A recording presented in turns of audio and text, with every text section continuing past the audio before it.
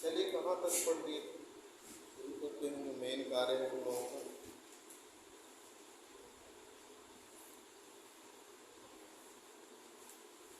फेनेरोजोइक की बात करना है ना। फेनेरोजोइक महाकल्प में कितने कल्प हैं? दो, मुख्य दो हैं, मेसोजोइक, सेनोजोइक। मेसोजोइक में कितने युग हैं? 3 युग, ट्रियासिक, जुरैसिक, क्रिटेशियस, है ना। फिर सीनोजोइक में 2 और कल्प बांटा गया है ना, टर्शियरी और नियोजोइक, तृतीयक और नवजीवी कल्प। तृतीयक कल्प में फिर 3 युग है ना। कौन से? इयोसीन, ओलिगोसीन, मायोसीन, प्लायोसीन, है ना। फिर 3 जो है किसमें है? नियोजोइक में, अरे उसमें, हाँ नियोजोइक हुआ ना, नियोजोइक। नियोजोइक में 3 है, कौन कौन से? Pleistocene, Holocene, Pliocene, Pleistocene, Holocene, है ना। तो इन्हीं के बारे में आज पढ़ना है। तो हेडिंग डाल लिए थे आप लोग, फेनेरोजोइक का तृतीय महाकल्प का हेडिंग डाल लीजिए।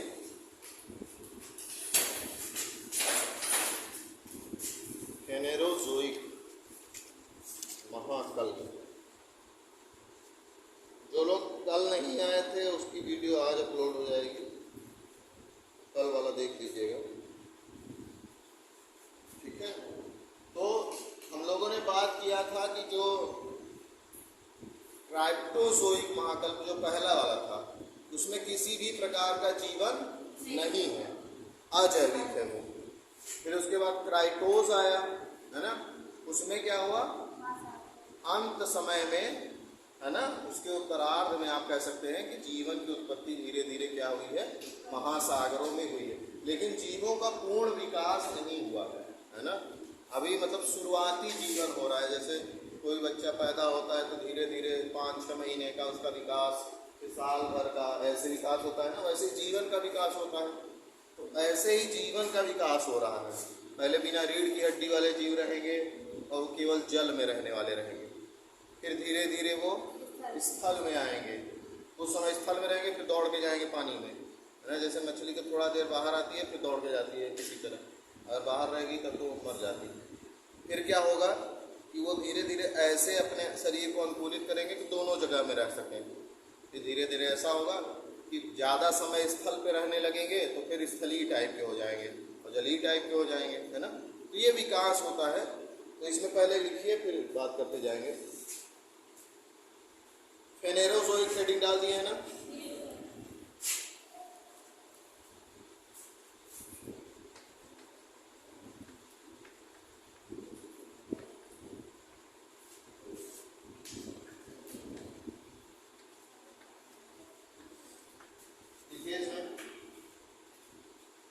इस महाकल्प को तेजी से लिखिएगा। इस महाकल्प को विकसित जीवों का महाकल्प, विकसित जीवों का महाकल्प, इस महाकल्प को विकसित जीवों का महाकल्प कहते हैं क्योंकि इसमें जीवों का बहुत विकास हुआ है। विकसित जीवों का महाकल्प कहते हैं। वर्तमान में जितने भी आप जीव आदि देखते हैं ज़्यादा से ज़्यादा उनकी संख्या इसी महाकल्प में बनी है। हम लोग खुद ही इस महाकल्प के हैं, फेनेरोजोइक महाकल्प। हमारा एरा और पीरियड अलग है भले ही, लेकिन है तो इसी महाकल्प के ना, इसी महाकल्प के अंतर्गत है। तो जो महत्वपूर्ण जीव है उनका विकास इसी समय में हुआ है। तो कहते हैं इस समय भूमि एवं जल में, इस समय भूमि एवं जल में सबसे विशाल व स्तनपोषी जीव विकसित हुए। सबसे विशाल व स्तनपोषी, जिसको मैमल कहते हैं, विशाल और स्तनपोषी, स्तनपोषी जीव विकसित हुए, है ना। जैसे गाय स्तनपोषी है ना, भैंस स्तनपोषी है, ये सब स्तनपोषी जीव है।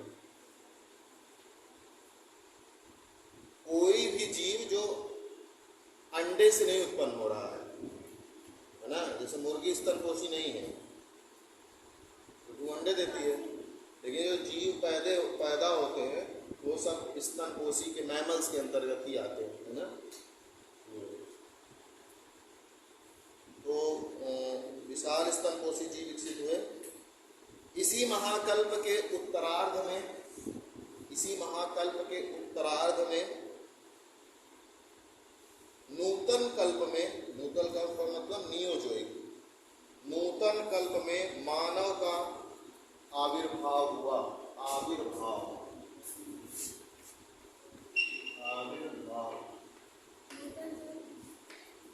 इसी महाकल्प के उत्तरार्ध में नूतन कल्प में मानव का आविर्भाव हुआ। मानव का आविर्भाव हुआ। साथ ही पैंजिया के टूटने व बिखरने से, पैंजिया बताया ना, पैंजिया के टूटने एवं बिखरने से वर्तमान महाद्वीपों एवं महासागरों का, पैंजिया के टूटने एवं बिखरने से वर्तमान महाद्वीप एवं महासागरों का स्वरूप निर्मित हुआ।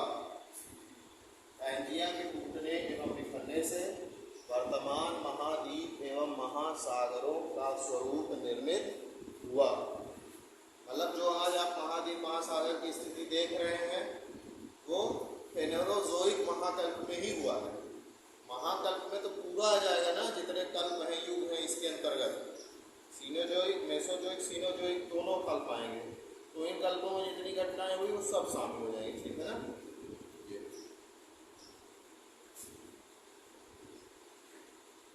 पृथ्वी पर पुनः हिम युग आया। इसके पहले हिम युग कब आया है? क्राइटोस महाकल्प में, कल्प में, या युग कौन सा है? युग का नाम बताइए।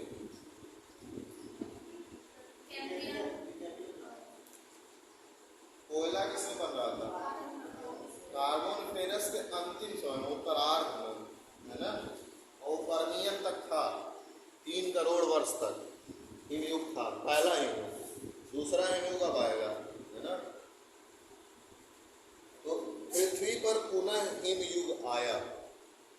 पृथ्वी पर पुनः हिमयुग आया, लिखिए।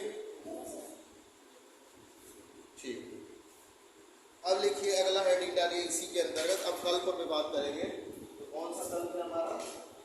मेसोजोइक। मेसोजोइक लिखिए कल्प।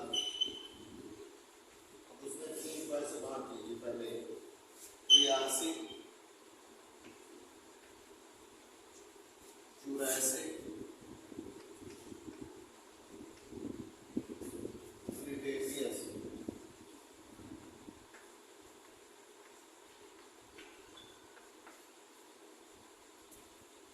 लिखिए इसमें।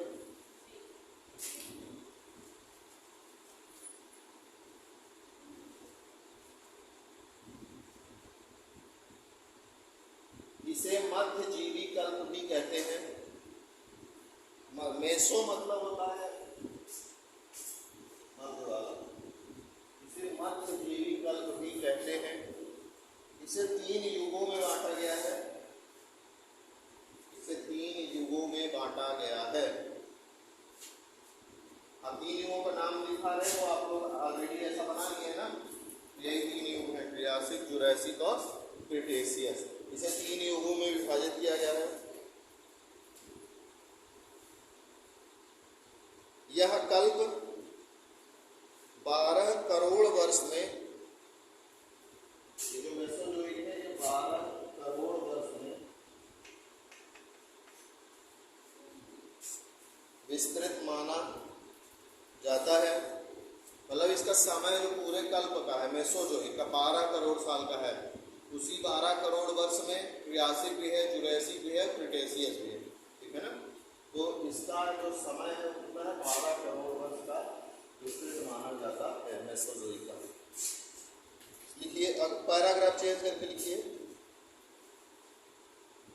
ट्रियासिक युग में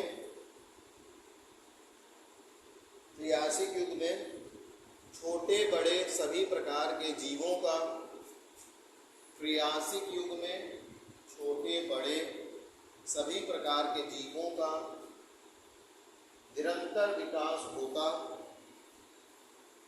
गया, निरंतर विकास होता गया।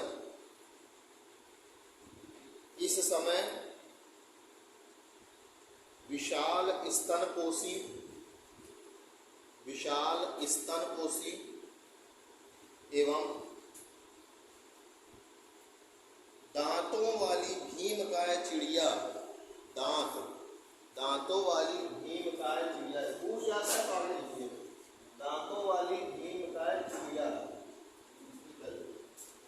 दांत नहीं कहते हैं, दांत नहीं, क्या होगा, दांतों वाली भीमकाय चिड़िया का विकास छूट गया, उसका लिखो, बाद में किसी से लिख लेना। दांतों वाली भीमकाय चिड़िया का तेजी से साम्राज्य फैलने लगा, तेजी से साम्राज्य फैलने लगा, मतलब इसी समय में स्तनपोषी जीव और दांतों वाली चिड़िया, मतलब चोंच, चिड़िया का क्या होता है दांत, चोंच ही ना होता है उसका, चिड़िया का दांत है ना, तो वो कहने का मतलब है। तो चिड़िया के अंदर, चोंच के अंदर वो दांत हमारी तरह है नहीं, उसका चोंच ही दांत है। बड़ी चोंच वाली चिड़ियाओं का विकास, क्यों? क्योंकि वो जीवों को अंदर से निकाल के खा सके। देखते होंगे जब खेतों की में ट्रैक्टर चलता है ना, खेतों की जुताई करता हुआ, उसके पीछे कई सारी चिड़िया रहती हैं, है ना, उसको क्या करती हैं, कीड़े निकाल के खाती हैं, है ना। ये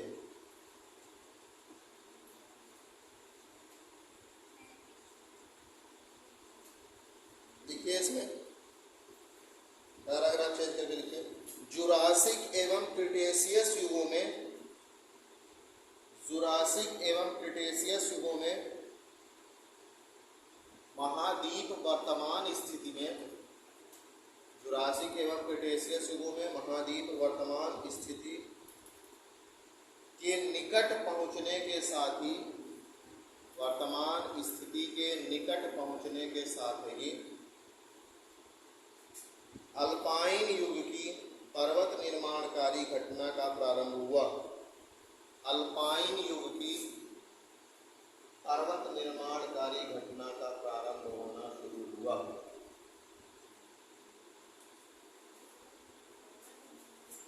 प्रारंभ हुआ। इसी समय पृथ्वी के कई भागों में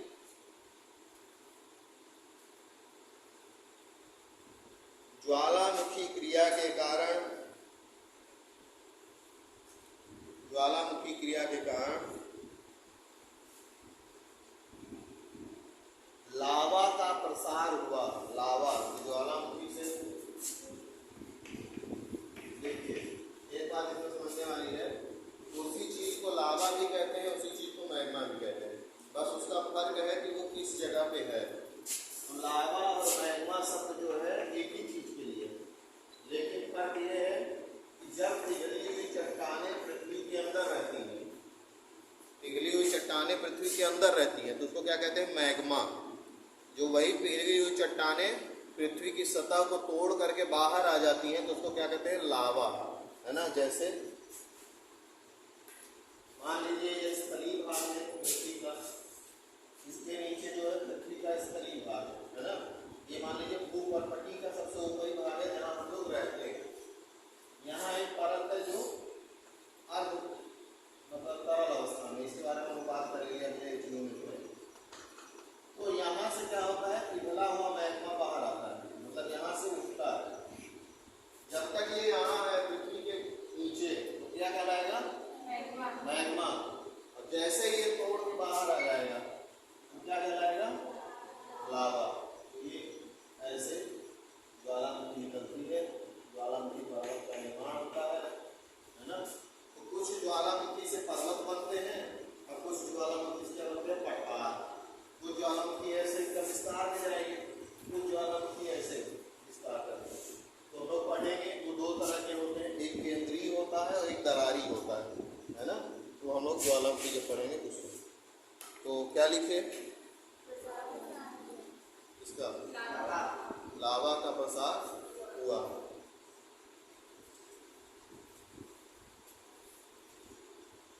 ठीक है, इसमें लिखिए आगे।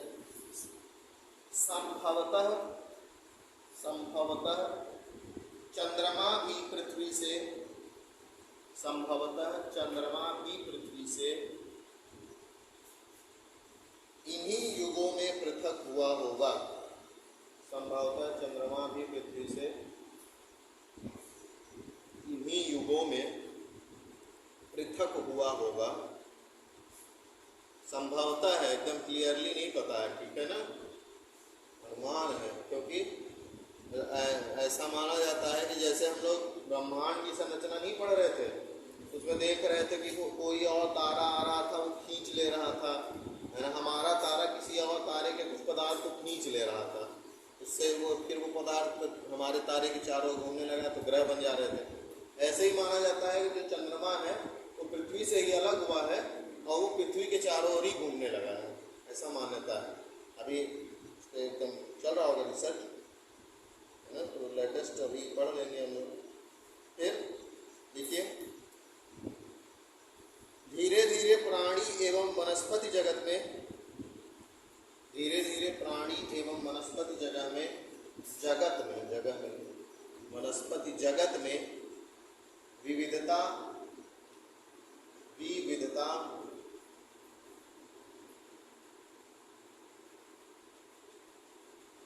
तथा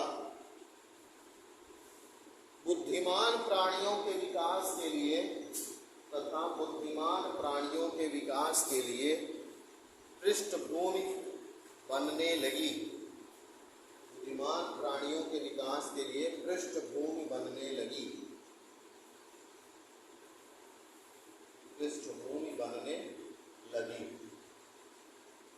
जैसे, अरे लिखना नहीं है, समझाने वाली बात है। जैसे हम आपको बताए थे ना कि जीवों का उषा काल किस महाकल्प को कहते हैं?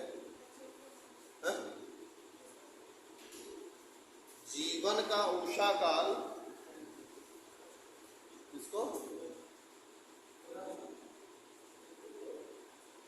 एक समय बताए थे ना कि जैसे जीवों का उषा काल है, महाकल्प, कल्प का नाम पूछो है तो समय बता रहे। जो क्राइप्टोजोइक है उसके जब लास्ट में, क्राइप्टोजोइक का सबसे लास्ट का जो समय है, उस समय पे ऐसी परिस्थितियां निर्मित, क्राइप्टोजोइक में तो जीवन नहीं है ना, जो सबसे पहला महाकल्प है उसमें जीवन नहीं है, लेकिन उसके लास्ट में ऐसी परिस्थितियां बनने लगी कि क्राइटोज महाकल्प में जीवन की उत्पत्ति हुई। ऐसे ही यहाँ पे जो हम लोग पढ़ रहे हैं मेसोजोइक, तो मेसोजोइक समय में, मेसोजोइक का लास्ट जब समय चल रहा था, है ना, जैसे ट्रियासिक, जुरासिक, क्रिटेशियस, तो इस क्रिटेशियस तक आते आते ऐसी स्थिति उत्पन्न होने लगी कि जो बुद्धिजीवी लोग हैं, है ना, जिनके पास दिमाग हो, उनका विकास क्या हो, शुरू होने को पृष्ठभूमि बनने लगी। मतलब जेनेटिक्स में परिवर्तन हो रहा है। विकास जितना भी जीवों का है वो सब जीन्स के आधार पर हो रहा है ना। जैसे हम लोगों के पूर्वज किसी और तरह से दिखते थे, है ना, फिर हम लोग किसी और तरह से दिख रहे हैं, तो जीन्स होता है ना, आनुवांशिकता जिसको आप कहते हैं, उसमें परिवर्तन होता है, तो शरीर में और सब चीज़ में परिवर्तन होता है। सोचने समझने की क्षमता में भी जीन्स के आधार पर कुछ प्रभाव पड़ता है, ठीक है ना। तो अनुकूल पृष्ठभूमि बनने लगी। मानव के आदि पूर्वज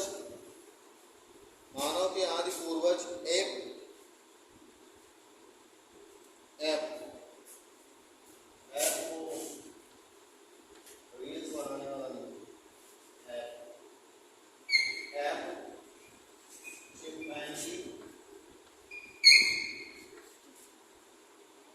एप चिंपैंजी आदि क्रिटेशियस युग के ही माने जाते हैं। क्रिटेशियस युग के ही माने जाते हैं।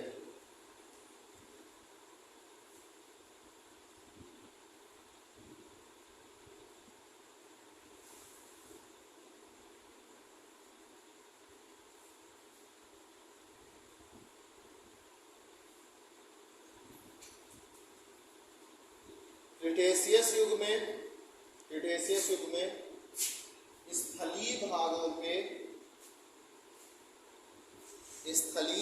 पे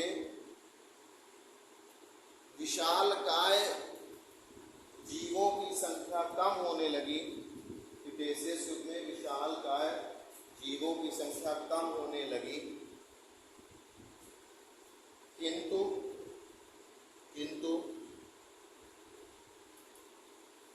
सागर में व्हेल, डॉल्फिन, सागर में व्हेल,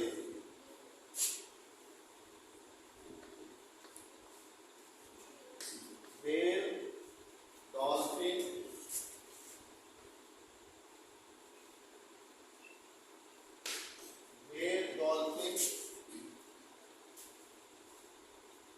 जैसी विशाल मछलियों का विकास होता रहा। सागर में व्हेल, डॉल्फिन जैसी विशाल मछलियों का विकास होता रहा। तो समझिए, इसमें जुरैसिक के समय में जो मतलब स्थलीय भाग था वो डायनासोर से भरा हुआ था। डायनासोर बहुत विशाल जीव है, लेकिन क्रिटेशियस युग आते आते स्थलीय भाग से डायनासोरों का क्या हुआ, विनाश हो गया। उसके लिए कई मान्यताएं, माना जाता है कि विशाल जो है उल्का पिंड जो पृथ्वी पर आए, उल्का पिंड बताए थे ना क्लास में, क्या होता है जब अंतरिक्ष से जो बड़े बड़े चट्टानें हैं वो वायुमंडल में प्रवेश करती हैं जलती हुई अवस्था में, और उसको क्या कहते हैं, चौतारा कहते हैं उसको। वो जलती हुई जब पिंड जो है वायुमंडल प्रवेश करते हैं तो जलने लगते हैं। अगर वो पूरी तरह जल जाते हैं वायुमंडल में ठीक है, नहीं तो पृथ्वी से क्या हो जाए, टकरा जाते हैं। तो मीटियोराइट कहते हैं उसको, तरह से टकराना याद रखिए, मीटियोराइट। तो टकराते हैं, तो मतलब मीटियोराइट जो है वो पृथ्वी पर आए, उसके कारण जो है डायनासोरों का विनाश हो गया, ऐसा कहते हैं। तो स्थलीय भाग में तो जीवों की संख्या क्या होगी, बड़े बड़े कम हो रही है, लेकिन सागर में उसी तरह विकास बढ़ता जा रहा है। बड़ी बड़ी मछलियों का विकास इसी समय हुआ है। व्हेल, डॉल्फिन जो आप लोग नाम सुनते हैं, ये मानव के पहले के हैं सब। लिखिए फिर आगे उसमें,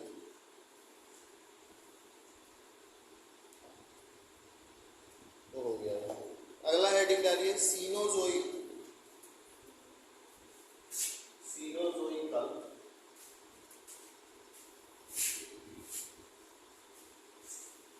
सीनोजोइकल में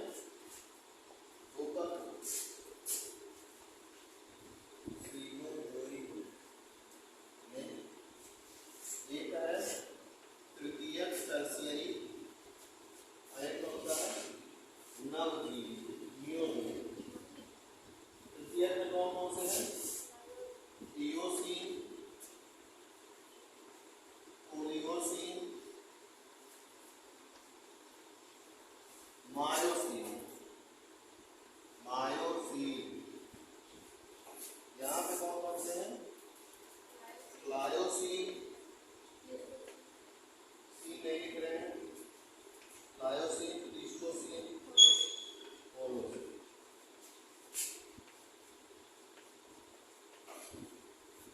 ठीक है, तो सीनोजोइकल पे हेडिंग डालिए, डाल लिए होंगे, ये बना दिए होंगे ना।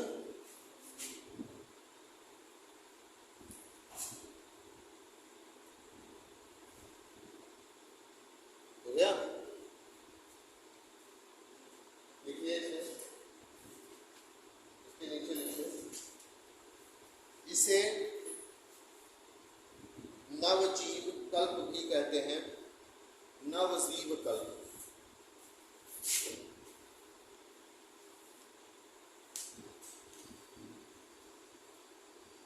नवजीव कल्प भी कहते हैं।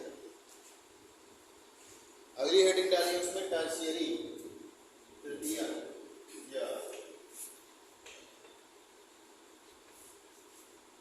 टर्शियरी तृतीय। इसमें लिखिए, अब ये नहीं लिखा रहे किसके अंतर्गत इयोसीन, ओलिगोसीन, मायोसीन आते हैं, वो तो बना ही लिए आप लोग, है ना। इसका समय 7 करोड़ वर्ष पूर्व से 1 करोड़ वर्ष पूर्व के मध्य है। इसका समय या आयु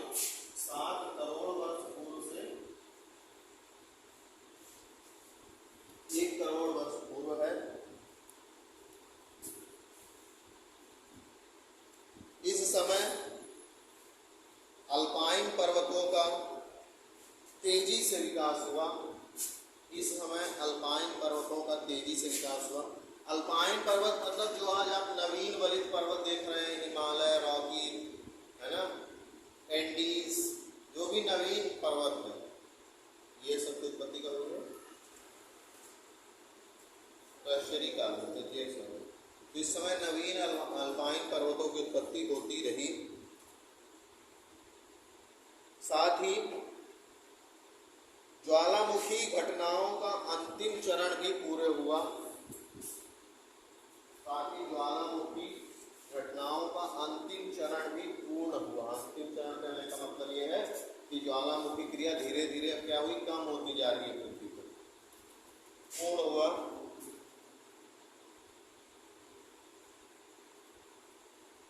अटलांटिक महासागर अपने आधुनिक रूप में आया।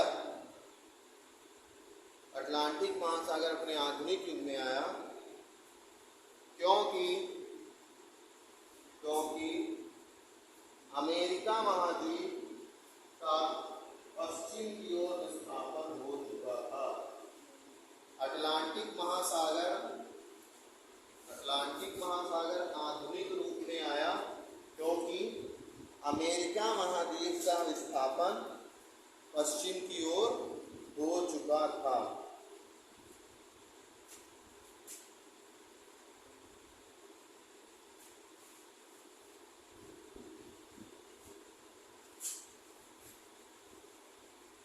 लिखिए, ओलिगोसीन युग में, ओलिगोसीन युग में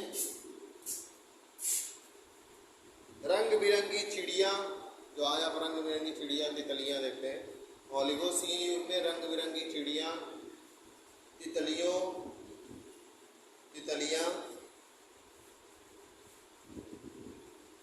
विशेष फूल वाले पौधे आदि का विकास हुआ। ओलिगोसीन में रंग बिरंगी चिड़िया, तितलियां तथा विशेष फूल वाले पौधों का विकास हुआ।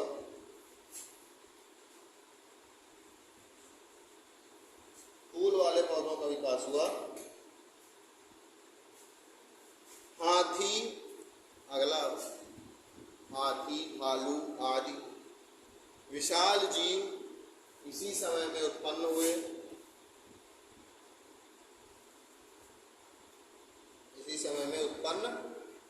भालू और हाथी। पैराग्राफ चेंज कीजिए। मायोसीन युग में, मायोसीन युग में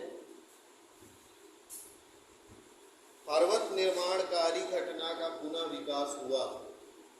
मायोसीन युग में पर्वत निर्माणकारी घटना का पुनः विकास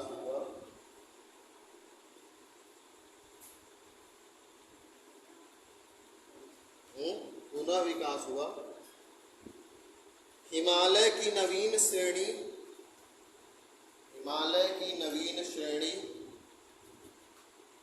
तथा आल्प्स व रॉकी के, हिमालय की नवीन श्रेणी तथा आल्प्स पर्वत और रॉकी पर्वत, सबकी लोकेशन देख लीजिए कहाँ है। आल्प्स एवं रॉकी पर्वत के उत्थान मतलब कहते हैं ना, उत्थान हो जाएगा तुम्हारा। उत्थान मतलब बढ़ना या उठना। उत्थान इसी समय में हुआ।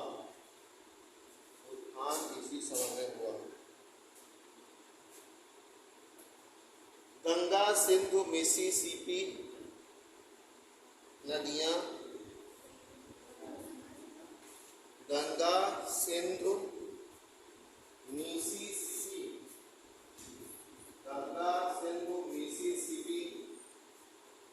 नदियों द्वारा निर्मित मैदान का विकास हुआ। गंगा, सिंधु, मिसिसिपी नदियों द्वारा निर्मित मैदान का विकास हुआ।